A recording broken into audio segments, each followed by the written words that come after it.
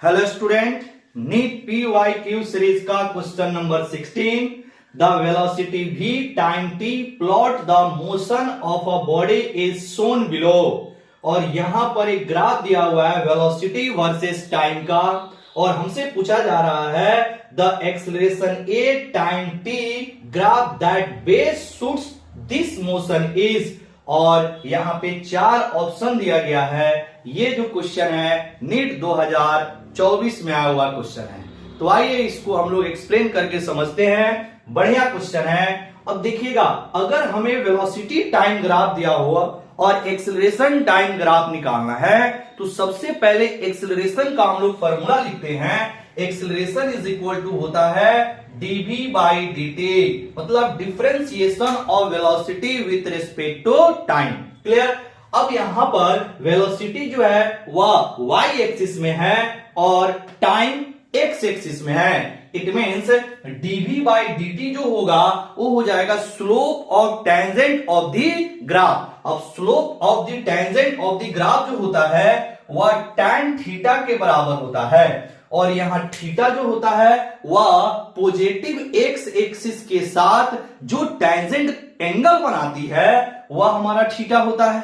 Clear. और इसी concept पे हम लोग क्या करेंगे, ये जो आपका ग्राफ दिया है उसके लिए एक्सेलरेशन निकालेंगे। तो सबसे पहले हम लोग क्या करते हैं, इस ग्राफ को पार्ट वाइज तोड़ देते हैं और पार्ट वाइज में हम लोग एक्सेलरेशन निकालने की कोशिश कर रहे हैं। तो सबसे पहले यहां पर इस पॉइंट को आप ले लेना t0।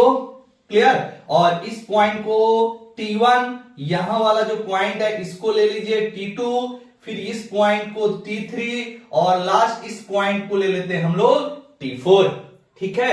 अब देखिएगा t0 से t1 के बीच में, यानी t0 से t1 के बीच में अगर हम लोग यहां पर देखें, अगर इस पॉइंट पे कहीं पर भी अगर हम टेंजेंट ड्रॉ करें तो ये जो टेंजेंट है वह बिल्कुल यहां पर टाइम एक्सिस के पैरेलल हो जाएगा। इट मींस यहां पर थीटा की जो वैल्यू होगी वो 0 हो जाएगी, और थीटा 0 से tan थीटा आपका tan 0 दे देगा, और tan 0 आपका 0 होता है।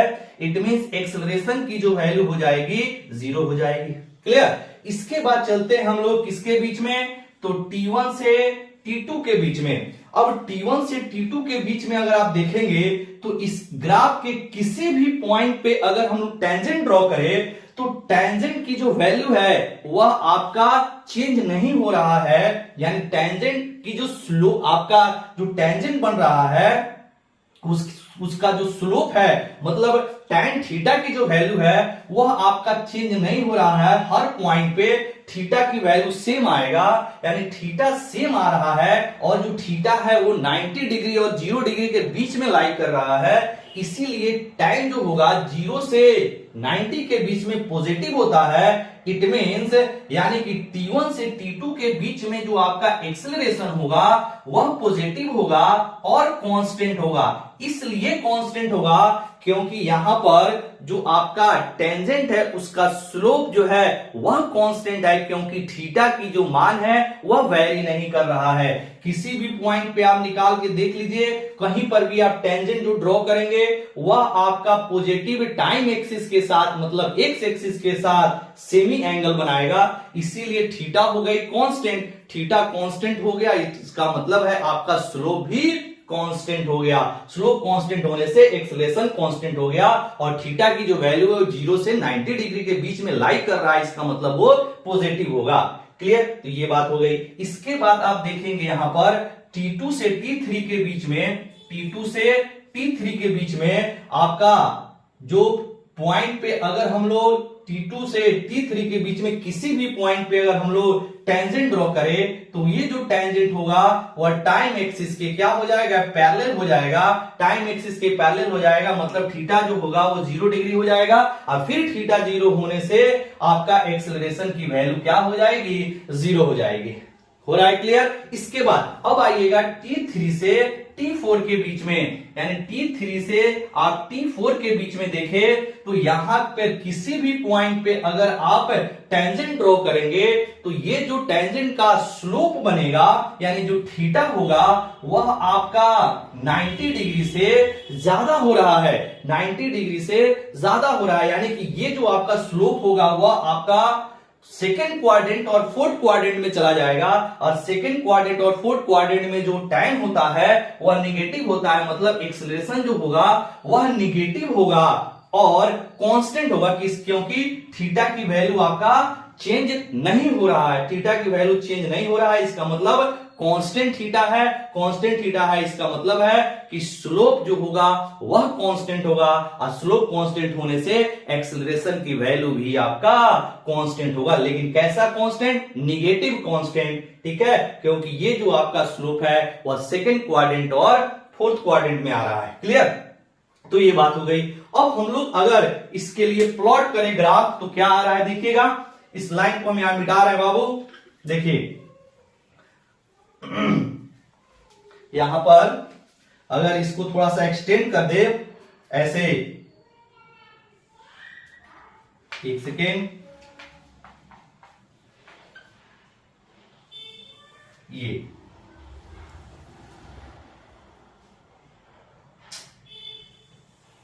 हो गया। अब यहां से इस लाइन को ऐसे बढ़ाया, यहां से इसको बढ़ाया, फिर इसको थोड़ा आगे किया, फिर इसको थोड़ा आगे किया। This is T0, T1, T2, T3 और ये हो गया आपका T4। तो T0 से T1 के बीच में जो एक्सेलरेशन की वैल्यू है क्या है? 0 है। तो ये आपका लाइन ये हो गया 0 वाला लाइन, एक्सेलरेशन 0। इसके बाद में T2 से T4 के बीच में, सॉरी T1 से T2 के बीच में जो एक्सेलरेशन है वो आपका पॉजिटिव एक्सेलरेशन है और कांस्टेंट एक्सेलरेशन है। देखिएगा पॉजिटिव और कांस्टेंट एक्सेलरेशन बना इसके बीच में, पॉजिटिव और कांस्टेंट। फिर इसके बाद में आपका T2 से T3 के बीच में जो एक्सेलरेशन है उसकी वैल्यू 0 है, मतलब ये वाला आपका देखिएगा एक्सेलरेशन 0 हो जाएगा, मतलब आपका ये T है और इधर आप ले लीजिए एक्सेलरेशन मीटर पर सेकेंड स्क्वायर में और ये हो गया आपका सेकेंड। तो यहां पर T2 से T3 के बीच में एक्सेलरेशन की वैल्यू 0 हो गई। इसके बाद में T3 से T4 के बीच में, यहां है T3 से T4 के बीच में एक्सेलरेशन क्या है? निगेटिव था और कांस्टेंट था। निगेटिव कांस्टेंट है, मतलब आपका निगेटिव का मतलब है जो ग्राफ होगा वह नीचे की ओर बनेगा और कांस्टेंट ग्राफ बनेगा, मतलब एक्सेलरेशन वर्सेस टाइम का जो ग्राफ आएगा कुछ इस तरह से आएगा। यानी कि किससे मैच कर रहा है बाबू? तो ये आपका ऑप्शन सी से मैच कर रहा है। तो जो गिवन ग्राफ है वेलोसिटी वर्सेस टाइम और इसके लिए जो एक्सेलरेशन वर्सेस टाइम का जो ग्राफ है वो है आपका ऑप्शन नंबर सी। क्लियर?